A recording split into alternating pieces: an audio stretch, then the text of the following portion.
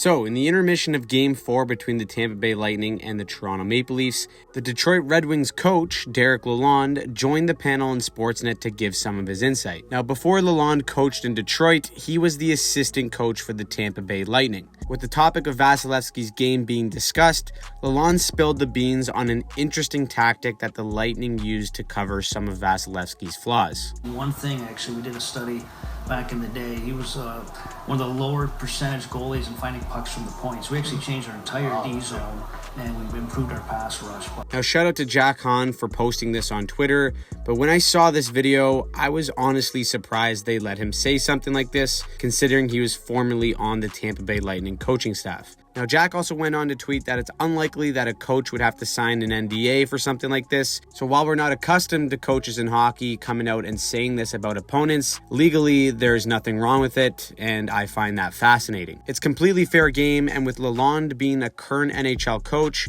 this is clearly the book on Vasilevskiy around the NHL. Now, Vasilevskiy's numbers in these playoffs have been concerning. People have wondered if he's been fatigued, hurt, or whatever it may be, but now we kind of have some clarity as to how Toronto is picking apart Andrei Vasilevskiy. When you think about the fear factor and the psychological aspect that Vasilevskiy has on shooters, it's crazy to hear that one of the greatest goaltenders in the NHL has trouble tracking the puck from range. Because of this tiny weakness, Toronto has been able to build a 3-1 series lead despite getting outplayed 5-on-5 by Tampa. Typically, a strong possession team like Toronto has always opted to hold on to the puck and find a higher percentage play in the offensive zone. But in this series, knowing Vasilevskiy's weakness, they have opted for the lower percentage play of throwing it on net from range, and so far it has worked wonders. This is something that head coach Sheldon Keefe confirmed, as well as he said that the data on Vasilevskiy is certainly something that has been available to them in this playoff series. To counteract this, it's like Lalonde said. If you watch Tampa on their own end, you'll see that their wingers will try and put as much pressure on the point man as possible to avoid them getting that long range shot on net. But really, this is as much of a team defense problem as it is a Vasilevskiy problem. This may be a slight weakness in Vasilevskiy's game, but I think this is where the lack of depth on defense has really hurt Tampa. Replacing a guy like McDonough with Ian Cole